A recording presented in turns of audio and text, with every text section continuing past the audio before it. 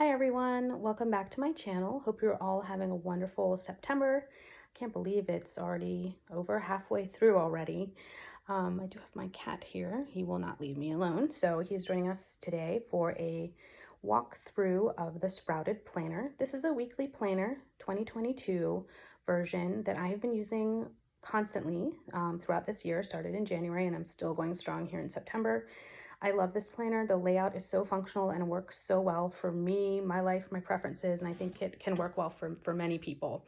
So I just wanted to share this because Heather, the owner of Sprouted Planner, is launching her 2023 planners on Tuesday, September 20th, and I will place a link to her site below. It is sproutedplanner.com. So I just wanted to do a quick walkthrough. There's not a ton of videos out there on this planner, and I do think it is a really, really great one, mostly due to the layout and how open-ended it is. So this is a very kind of simple, straightforward planner. It does not have a ton of like goal planning pages, trackers, mood, water intake, all that, which can seem sometimes overwhelming. There's not a lot of fluff. However, there are some really helpful reflection pages, pages at the beginning of the planner for you to really think about your plans for the year, what's really important to you, who are the people that are important to you, and the weekly and monthly layouts are just incredibly functional.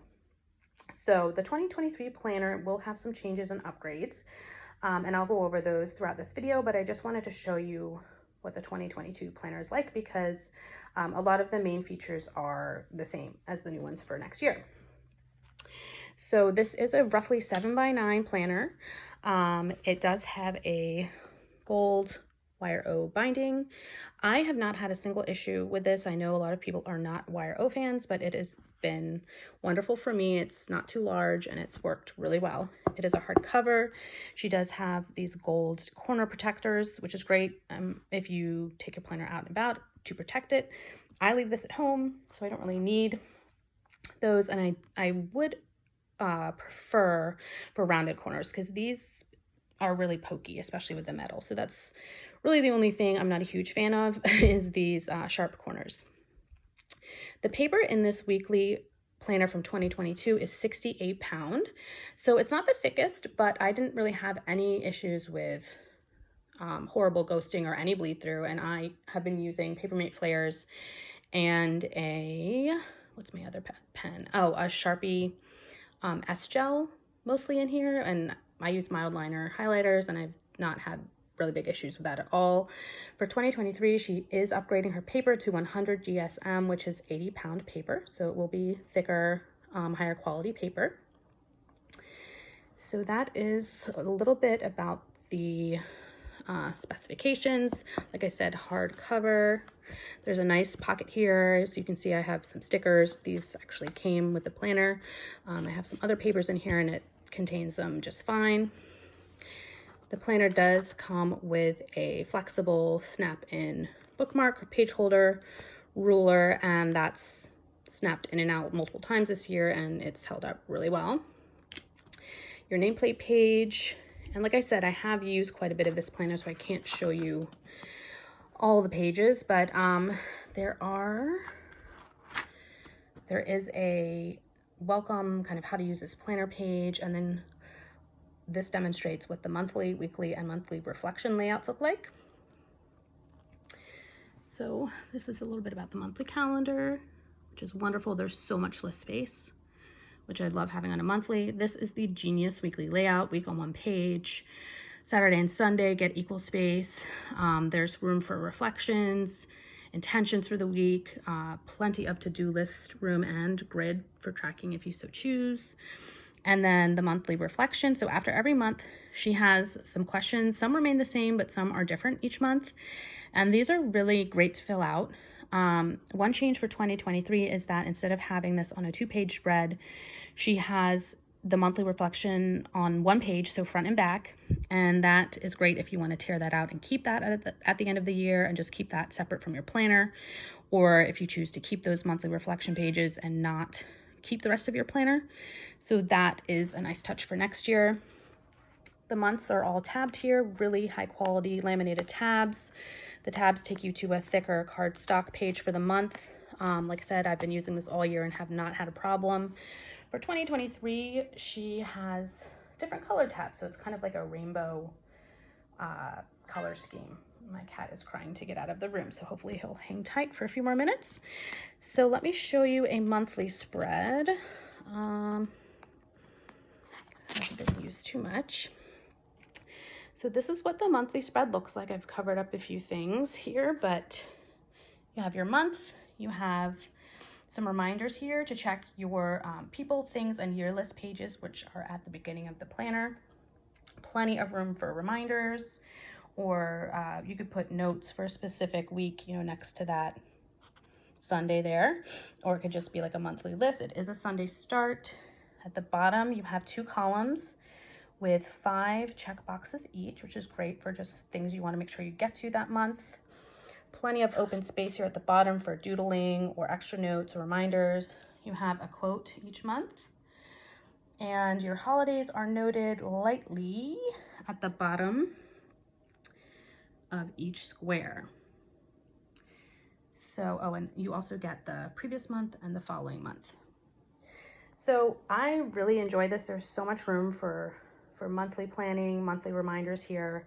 One change she is making for 2023 is that each of these squares will have lines on them. So that is wonderful if you want to try and write in a straight line, if you want to try and fit more things in your monthly boxes. So that is one difference for 2023. All right, so let me show you a blank weekly. So this is where the magic happens for me for this planner. Week on one page. The top box is intended for a focus or an intention for the week. So I like to think about, you know, what mindset do I want to have this week? What do I want to focus on? What's truly important? And then you have some lines and 3 check boxes for each day. So I tend to write like, you know, a holiday or school closed or whatever reminders I need here, and any appointments or time specific events we have. And then here I will put my daily to-dos for that day. Could be bills due that day. And then I have also used the 3rd box for dinners for that day from time to time. And this is the 2nd page, which I absolutely love. It is wonderful. It's left open and unlabeled intentionally so that you can decide what each space will be for. Some people like to use these 2 lists here for like work to-dos, personal or home to-dos. This is great for tracking because there are 7 boxes, so 1 for each day. I've also used it as like a short grocery list or a short packing list, or just any kind of list, the errands I need to run that week there. One change for 2023 is that she has extended this weekly grid to come out to about halfway across the page, just to allow more space for tracking there. This is wonderful for any like decorations you want to put in, washi tape stickers. I've also done meal lists for the week here. If I haven't been certain on what day for each specific meal, I'll just kind of make my list here and work off of that. And this bottom box, again, can be used for anything. It could be used for notes you want to jot down for the upcoming week. It can be memory keeping, gratitude, just a space to do some reflection on the week. So this layout really works well for me. I tend to have to-dos during the week that do not necessarily belong to a certain day, or I'm not sure what day I'm going to get to them. They just need to be accomplished by the end of the week, and I love having all this open list space. Okay, so let me go back and try and show you. Like I said, I filled in all these beginning pages, so I can't show you too much, but here at the beginning of the planner, she talks about intentions versus goals, and you have a notes page here. And then this next page is your people. So it talks about a home team, reflect on who are the most important people in your life. Make sure you spend time with them, make sure you reach out to them. And there is a note page next to that, which I filled out, so I'm not going to show you that. And then the following page is called Things, and it is just a box for each month where you can jot down things that you want to remember to do that month, like apple picking in September, or, you know, every January do you get your dryer duct cleaned out, just things in life that all of us have to do, and just a nice place to make a note of that.